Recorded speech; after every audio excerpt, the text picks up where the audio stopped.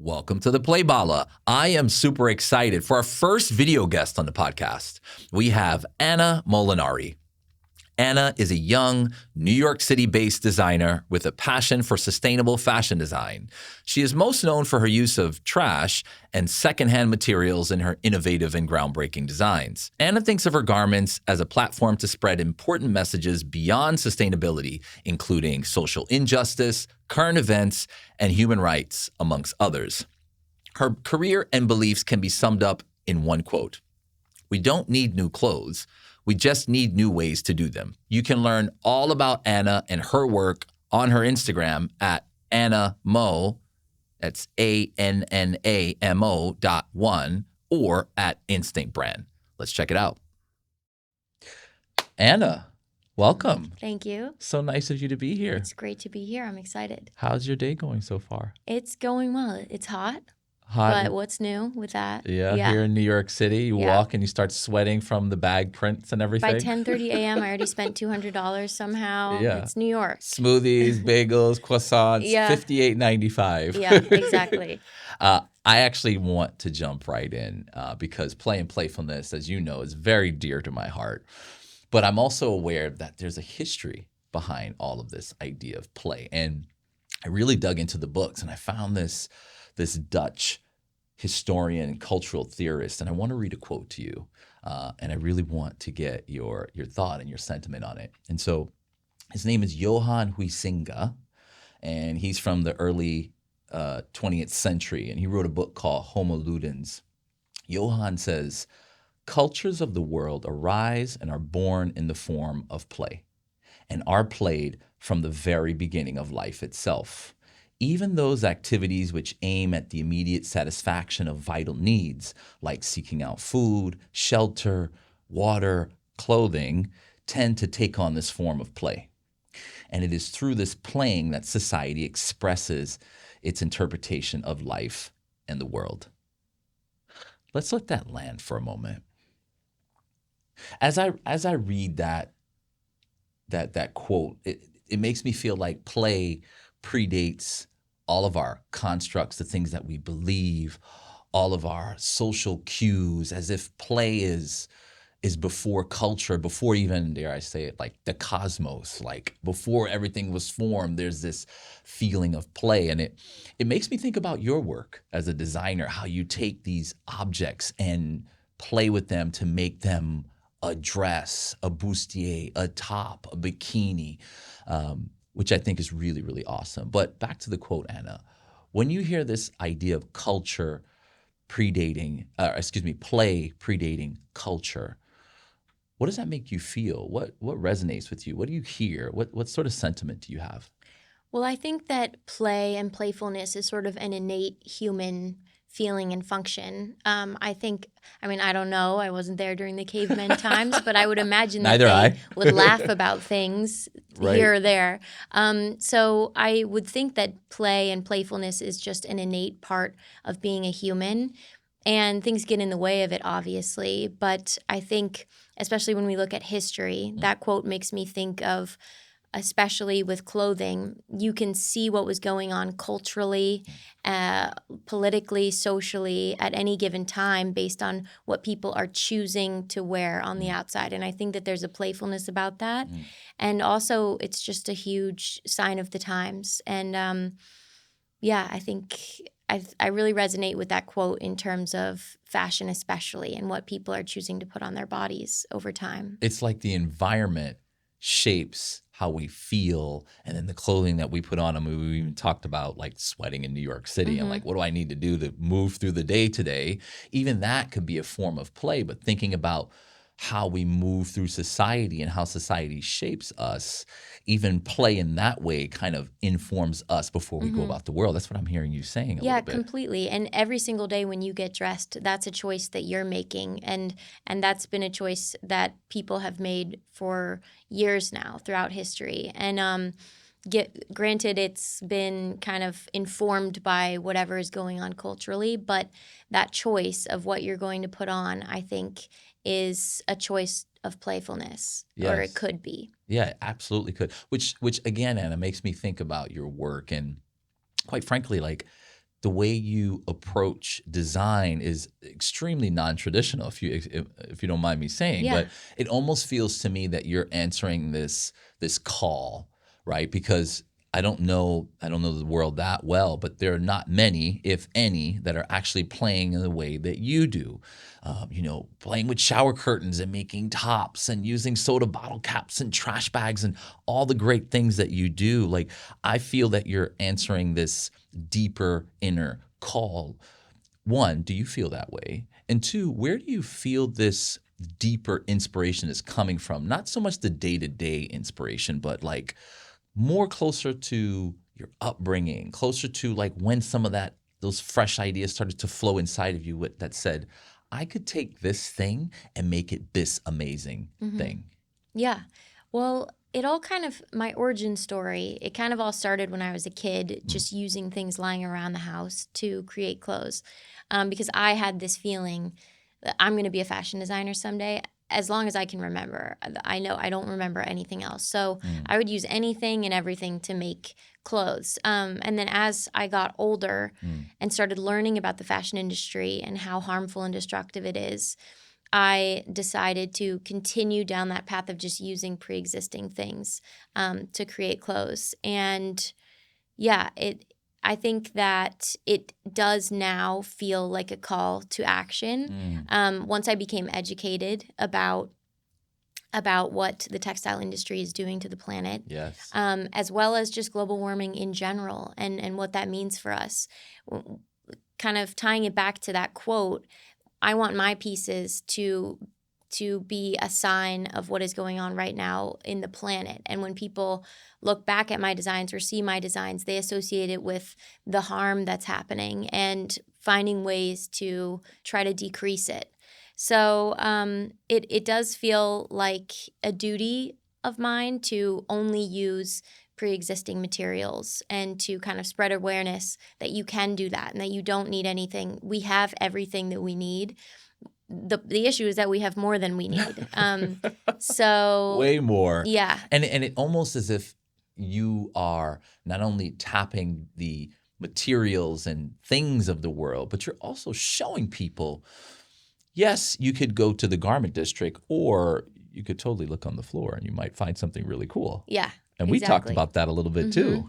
I think I was looking on your social media and you turned a necklace from like cigarette butts. Talk to me Yes. about that. Yeah. Well, my family goes. Not that we're encouraging smoking or discouraging, but No. Yeah. My family goes to the beach every summer, and there's always cigarette butts like laying around in the sand, and it always bothers me. I always pick them up, throw them away, and at one point or another, I just thought, what if I covered these in resin so that they didn't stink and that they weren't like gross anymore, and make something out of it. The goal was to make a whole actually top using those cigarette charms, but I didn't have enough time on vacation to do that. Yeah. Maybe not enough cigarette butts.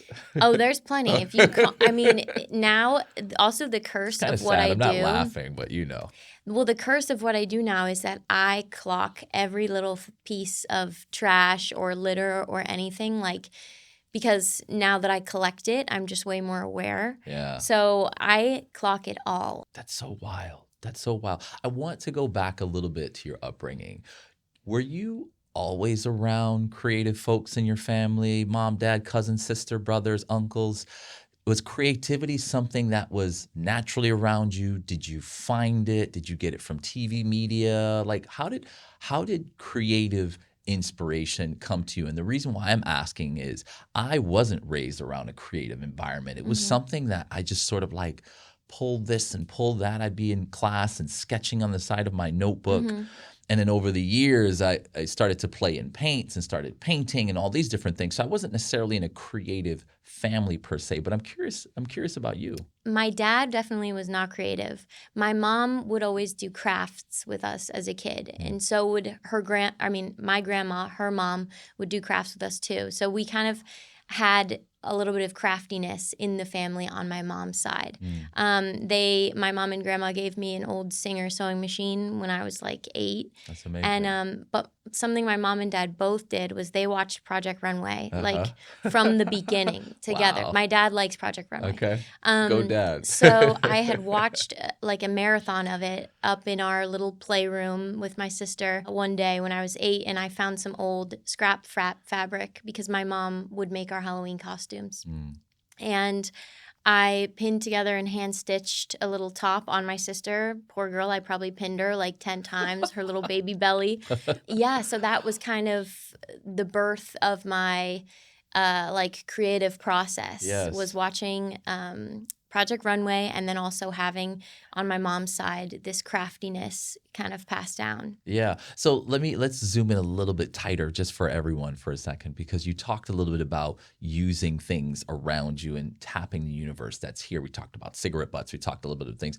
When did you first find that moment where you said, aha, I could take this thing and make it something greater? Was there something like that in your childhood as you started to move into the design space where you said, I want to explore this type of material? Because that in and of itself is a type of play that goes outside of the norm that most people, quite frankly, might not feel comfortable playing in. Yeah. I think it's kind of problem solving. And I always enjoyed, even as a kid, the problem-solving aspect of it. If I can't get this material, what can I use instead? And that's kind of where the unconventional materials would come in. Like, I wanted to make pillows when I was a kid, and I didn't have the materials for it, so I used paper towels, stuffed them with like polyfill, and hand-stitched them together and took them in a wagon around the neighborhood to try to sell them. How did that go?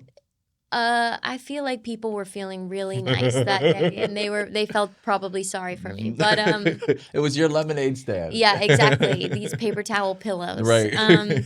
But sort of, I remember it being a way of problem solving. Yeah. And just also, as a kid, and even now, it's free. Like, to use waste creatively in your design process is completely free. Like, anyone has access to this. And so you don't even have to spend money to make money with that. Like, it is completely accessible to anyone, especially because I use so many household items, like cans, plastic bags, bread bag tabs. Like, I use all of those types of things that are easily accessible. I love that, because I think about the upcoming designer, or maybe someone that's been designing for a long time, or perhaps that student that is like exploring design, and maybe they're starting to get those early rumblings of, you have to go to the garment district and source your fabrics and cashmere and cotton and wool and linens and all these things. But you're saying, I wouldn't even say the opposite. You're saying that, well, the materials are actually all around you. They're in your bread basket. They're in your refrigerator. They're on the floor. They're at the beach.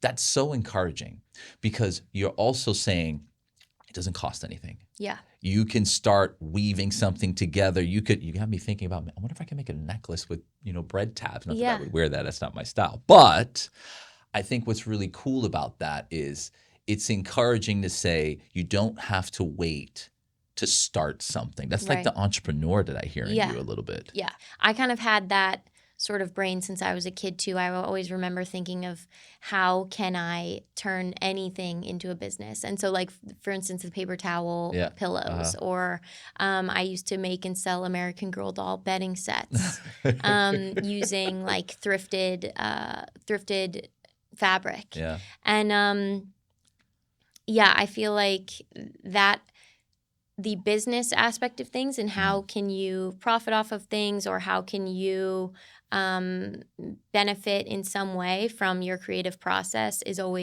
has been sort of ingrained in me since I was a kid too.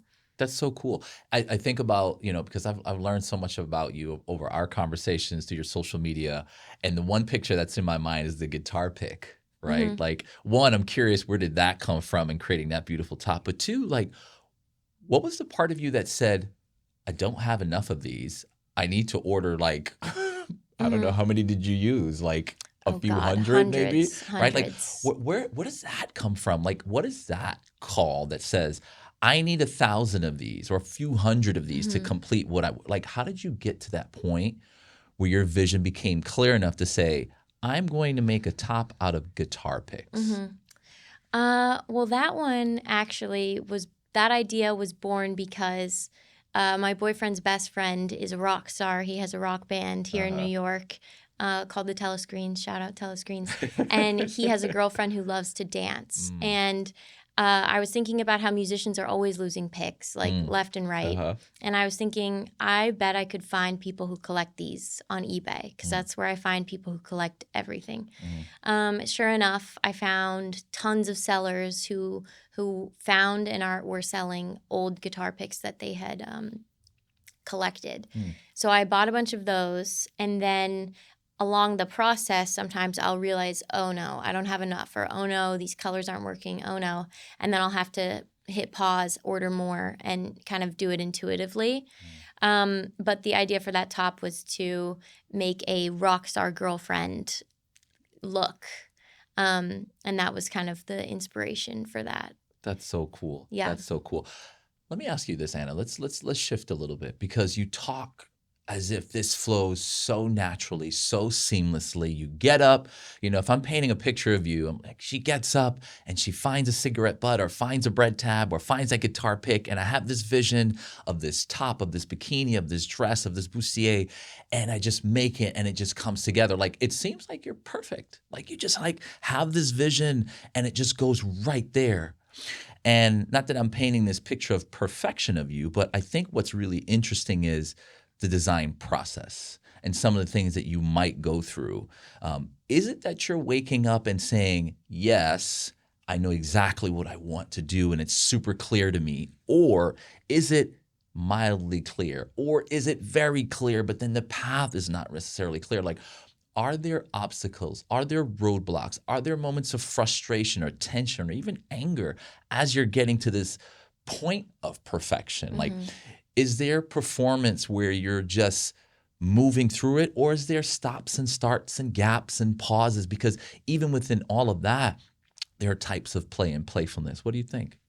Well, I think if you saw me sitting at my desk crying over guitar picks and soda can tabs, you would not say this looks perfect.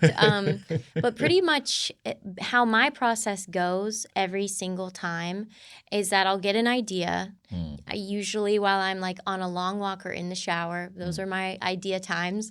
So I'll get an idea.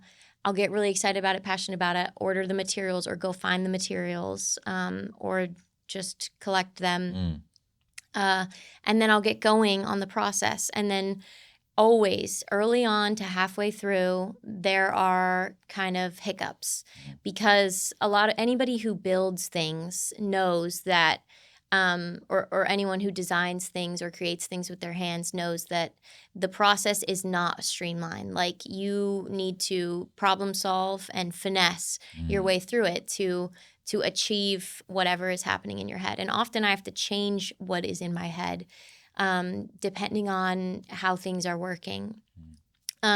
So I usually get frustrated in the first half. I have to change my plan in some way. Then in the third quarter, I usually have my mental breakdown. And this part isn't pretty. I usually cry a little bit, get it out of my system, tell people I'm going to give up on it. Like it's always like this funny. I'm done. Yeah, I'm I'm done. done. I'm What giving happened up. to that project? And I have no clue. I'm moving on. Then the next day, I'm back at it.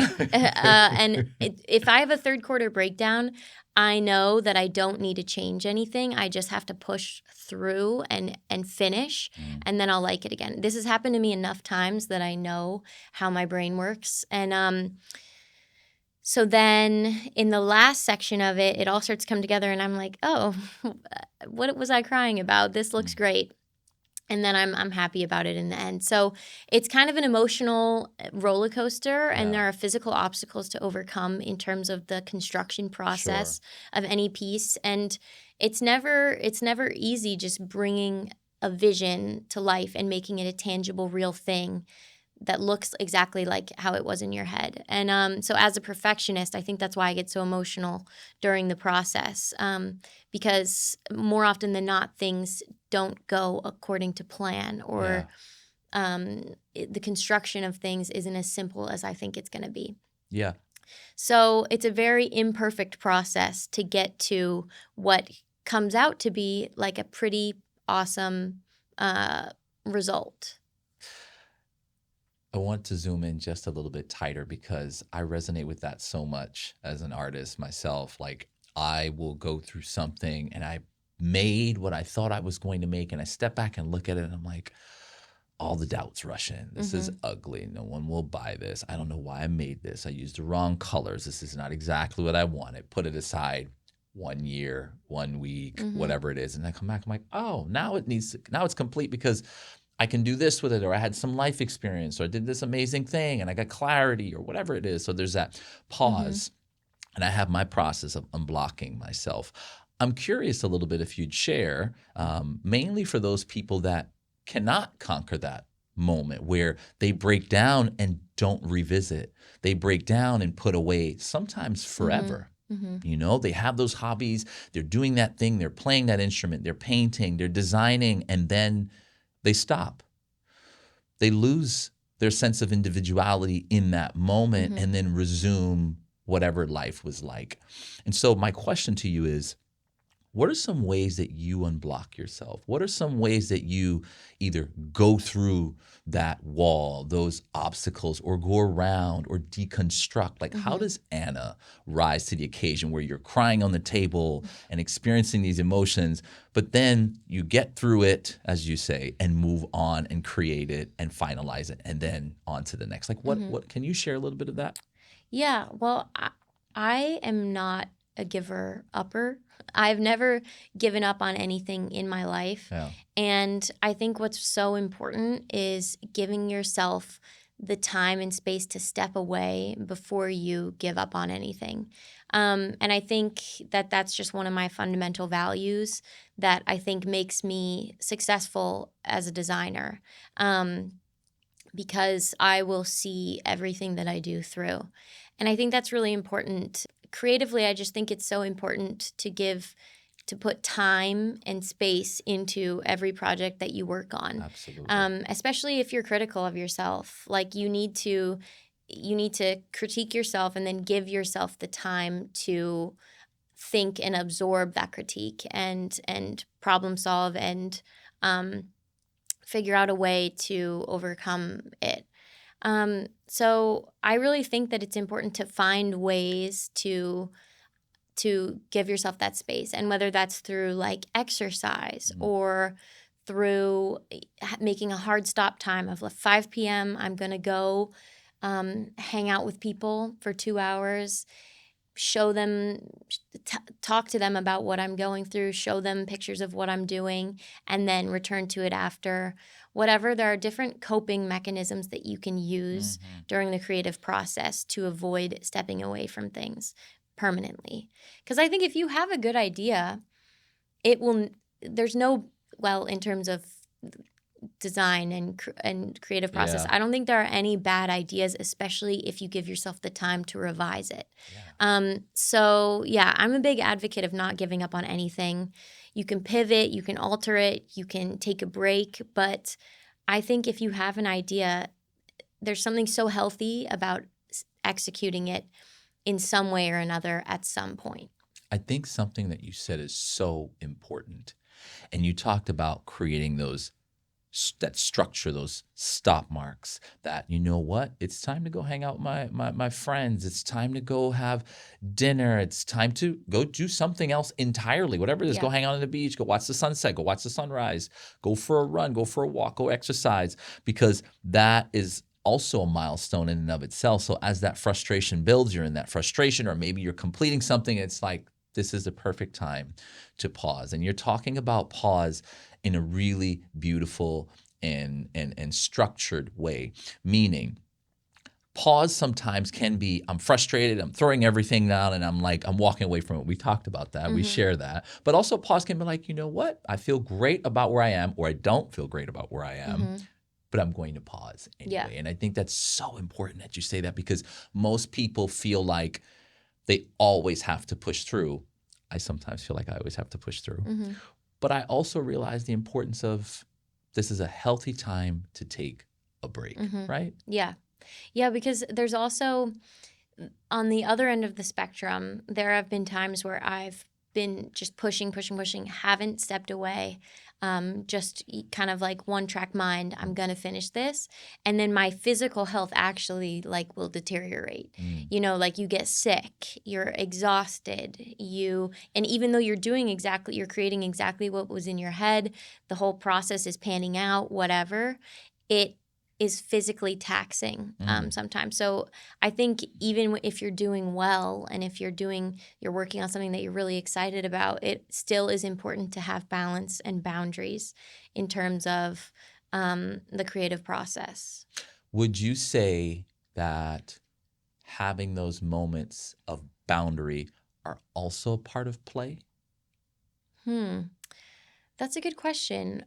I think so, because I think having boundaries helps you not burn out, and it helps you stay creative and stay playful and stay lighthearted. So actually having and setting boundaries is something that I struggle with because I get so determined to complete something or execute something or do something that I kind of get lost. Like I get lost in the sauce a little, and I can't remember why I'm doing this, or I'm like, this isn't fun. What am I doing? So I think it's really important, and something that I am actively working on is setting those boundaries where you can have mental time off while still being excited and working hard on something. Playing, enjoying that play, enjoying that process, but not at the sake of health and wellness and sanity, because that also jeopardizes the feelings of play. This is what I'm hearing. Exactly, yeah. And then also that boundary is in some ways a stimulator for more play. It's like this is a perfect time to play in another way with possibly some other things. But then using that energy to kind of go back. Have you ever seen the what they call the Mobius strip, where it kind of moves like this and it kind of bends? Maybe we can get an image up of it. But essentially, it looks like an infinity symbol. Okay, yeah. And so you're moving from one end of the spectrum to the other. You're moving from one aspect of yourself to another in order to maintain continuity, which to me, it sounds like you're saying, like, play in this space until it's no longer fun or until you're ready to play and do something else, which I think is really cool. And I just wanted to underscore that. You said that so beautifully. Thank you. Yeah. Yeah, I think that's really important. Let's talk about soda cans, okay? Like, I learned so much about your social media. I think that's where I get the most information about your designs. Belts, LaCroix belts, or maybe other soda cans. Like, where did that come from? Yeah, well, I started using soda can tabs like I think I started during COVID. Yeah. So 5 years ago. And my family at the time, like, loved seltzer water. So we were just accumulating lots of cans. So I started collecting the tabs. And then I thought, what if I made something using tons of these? So I went on eBay, and that's when I discovered that tons of people collect thousands and thousands of soda can tabs.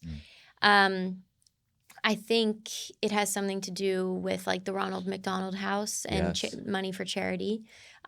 So I thought there are hundreds of thousands of these things. Like, why don't I start using it and making cool things?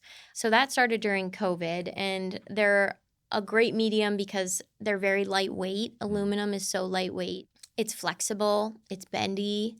There's just a lot of opportunity there. And then recently, during this summer, I was thinking, what about the rest of the can, the body of the can? I've never tried using those before. And LaCroix cans specifically are so metallic and colorful and pretty. So we started, my team and I started making sequins out of them. And then we were left with so we cut the top and bottom off, and we were cutting sequins out of the flat, unrolled can. Then we were left with the tops and bottoms, which were very spiky, because aluminum can be sharp when you cut it. So I thought, well, if we hammer these, it'll kind of get rid of some of those sharp edges and put a backing on it. What could we make out of those? Mm. These flattened, almost like paillettes. And then the belt idea was born because chunky belts with kind of round pieces are very trendy right now. Yeah, they are. So, and they're fully adjustable and just an easy accessory to throw on. And yeah, that's how that was born. That's so fun. Yeah. That's so fun. And again, speaking back to all the things that you talked about earlier, sustainability, upcycle, like you're actually the recycling machine, right? You're taking these things that are one person's trash is another one's treasure. And actually, you're making it more than a treasure. You're making it wearable. Are people interested in this stuff? Are people buying it? Like, are you selling it? Is there a brand? Is there a website? Like, is this for fun? Is it a little bit of everything? It's a little bit of everything. I do have a website where I sell certain things, like those belts I'll be selling. I sell jewelry on there. I sell some pieces like what I'm wearing on there. But when it comes to the things that take like, I don't know, 60 plus hours, I don't sell those because to me, those are pieces of art. Yes. And also so many people that follow me and that follow my process are like people my age or younger. And I know if I were to price those big, tedious projects according to my worth and what my time is worth, my like following wouldn't be able to afford that. So I don't want to go like, I treat those pieces more as inspiration for myself and for others, as opposed to like a good that I could sell. Yeah. I think it's more of a concept, and I like it better that way too, because it's more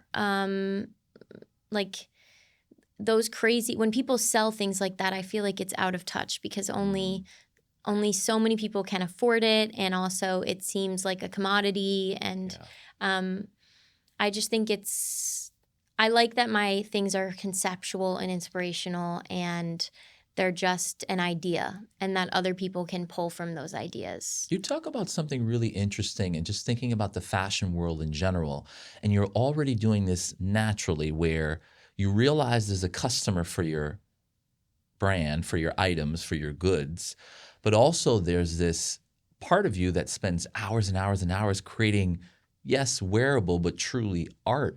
And it seems as if you understand that. You realize, like, I want to bring my customer along on this journey without excluding them, but then also giving them something to feel inspired by, and they aspire to perhaps maybe one day own that dress, that couture piece.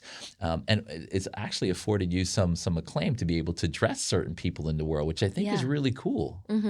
Yeah, totally. I think you kind of hit the nail on the head where I want everyone to feel included in this process. And I do want to have some pieces that are accessible. So that's why I have the website and why I sell upcycled pieces on the website. Yeah. And then the couture stuff is more conceptual.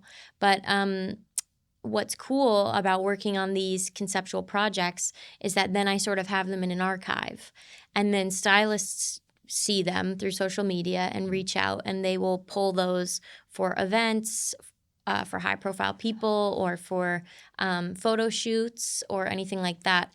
So these items aren't just hanging in my room; they're still getting used, which is really cool to see these pieces be brought to life without having to sell it or let go of that piece. So that's been a really cool part of living in New York, also because the creative community, it's huge. It's huge, and people are down to barter goods and services and borrow things and. Yeah, it's a very interconnected community here. And so it's cool that I can see these projects that I made years ago being used for things still. That's so cool. I love that, because New York City, for years and years and years, has always had this creative community. And so many famous artists, designers, creators, sculptors, etc., have leverage exactly what you're talking about, creating network. Maybe we can help each other. Maybe we can exchange. And even that in and of itself is a type of play. Let's play in this space, regardless if it's about making money or having fame or some sort of award or prize. Like, this is just for the nature of doing it itself, which actually dials back to something you just said, like making it accessible, but also I have these amazing pieces that I want to create because it feels good. And I love making them. Like, to be able to do that in New York City, I think is so cool. Yeah, I mean, it's the best place for it. Yeah. Even though I'm sitting sometimes in my little New York City apartment for 100 hours working on something, and I'm like, why am I doing this? It's great that the following week, if I post it on social media, anyone can see it and anyone can reach out about using it or pulling it or whatever. Speaking of social, you show also these different sides of yourself. On the one hand, there's this like playful, beautiful, sexy, like just kind of having fun wearing the things that you wear. And also putting it forward for your clients and future customers to kind of experience it. You're dressing it up, you're showing them how to wear it. But then you're also like, hey, everyone, you got your sweats on, your headset, your hands in the machine. Like, how do you balance those two personalities? Are they both you all of the time? Is it more one than the other? Do they play and exist between each other very nicely? Like, how do you balance those two? Honestly, it's more one than the other. It's more me in my sweats, with my hair not brushed, sitting at my desk with a trash reality TV show on, working on my stuff, and that You is don't have my to say which one, by happy the way. place. Wow. Right. Actually, right now it's Below Deck. That's a Okay. good one. But so that is sort of my happy place, and that's how I feel the best. But then there's that part of me that also likes to dress up and likes to look good. And that is sort of more of an occasional thing for me, because my natural state is just working on something alone in my space, in comfortable clothes. And I think that I like the balance that I have, because I can do that and I can be that as much as I want. And then randomly, if I feel like dressing up, I put on one of my pieces. I feel amazing. I get dressed up. I take pictures, and it's fun. Yeah. Then I immediately get back in the sweats after. But it's nice that I feel like I can fully be myself on social media and post both sides of those. And while I still get to be in hermit mode most of the time. Music or no music when playing? So usually Because I'm totally a music person. I have do like music. a million playlists. Yeah, I do music whenever I exercise or walk around or anything. Yeah. And then I'll do podcasts or reality television. I need things that I don't have to watch, like so I can work and be looking at what I'm working on, but I can just hear the drama. Yeah. So that's in why the drama, but not in the drama. Exactly. Like I just need something that occupies that part of my brain while I do the tedious things. That's cool. Let's talk a little bit about hobbies. And I hear you talking about this, and you are in it, Anna. For some people, this might be a hobby. For some people, this might be so far removed from their day-to-day that it's like, I wouldn't even know where to begin. And for some people, they might be so fully entrenched with this that maybe they don't have hobbies anymore. How do you feel about hobbies? Are they important? Do they still take a role in your life? Do you even have time for hobbies? Like, how do you balance all of this? Like, what do you think about hobbies? I think hobbies are like so important, especially in a place here like New York where everybody that I know, everybody that I went to college with at least, has their full-time job. They get home at like 7 at night, and then they're just so exhausted by that day that they need to just get in bed, eat, go to sleep, whatever.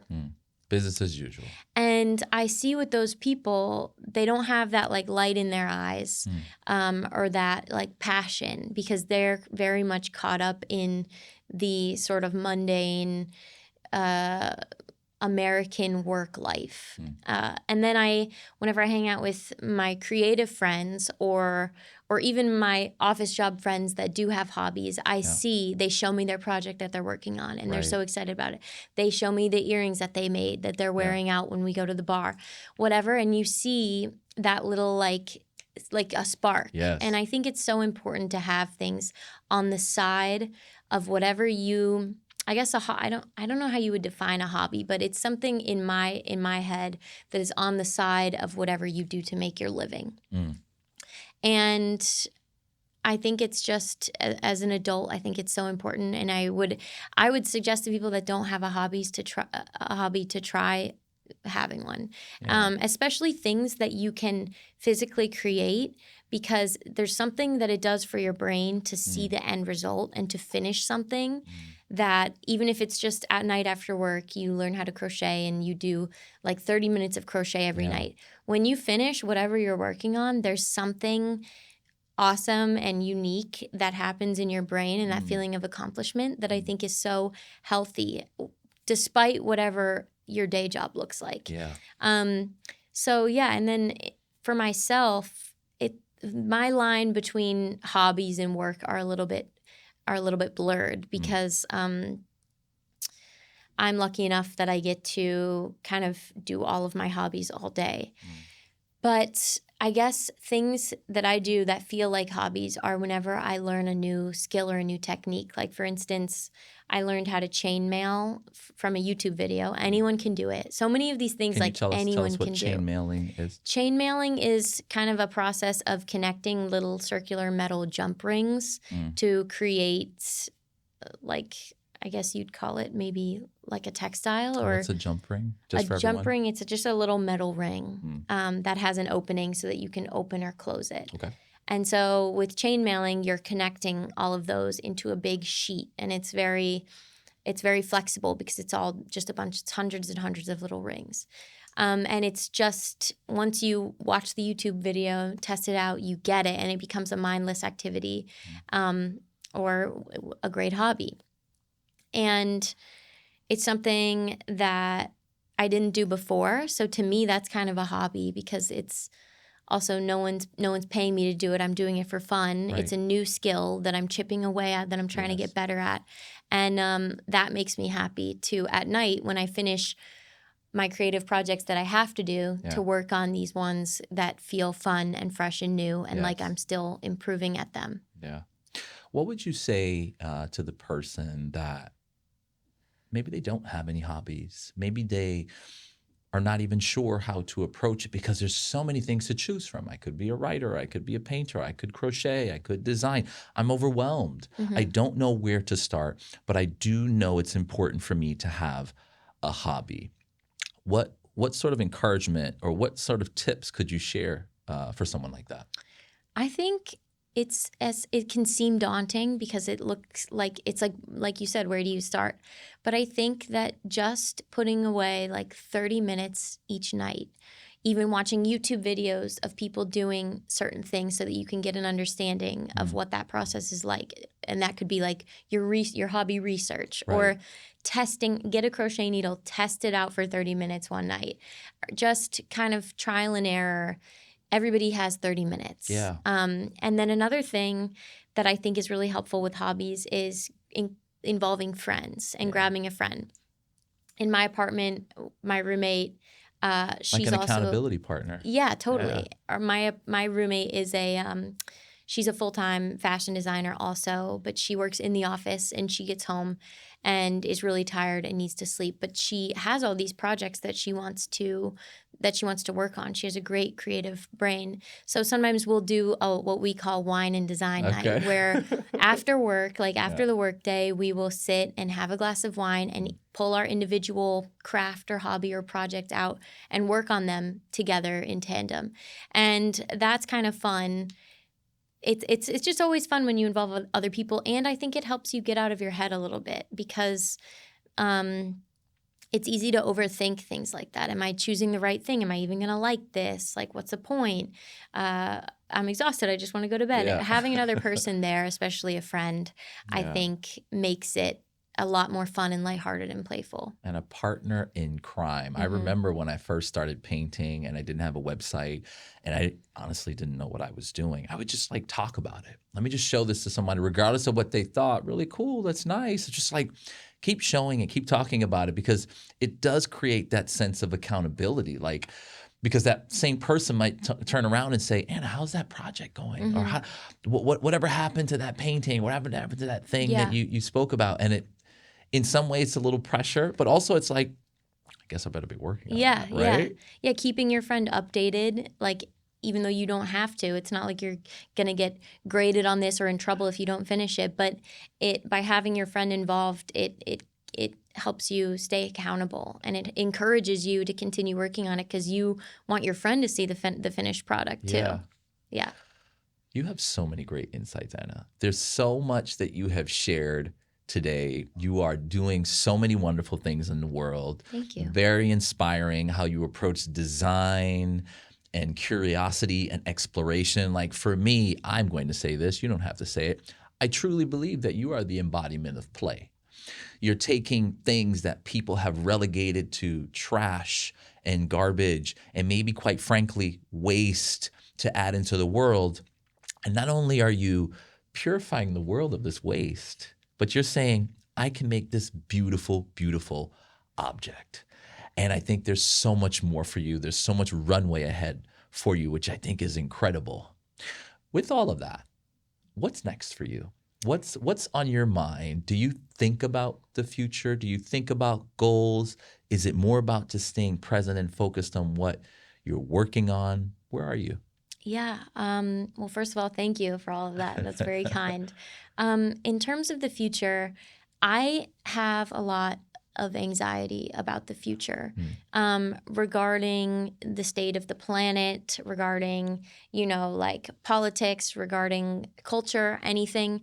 I am very much a person that likes to stay present mentally. Yes.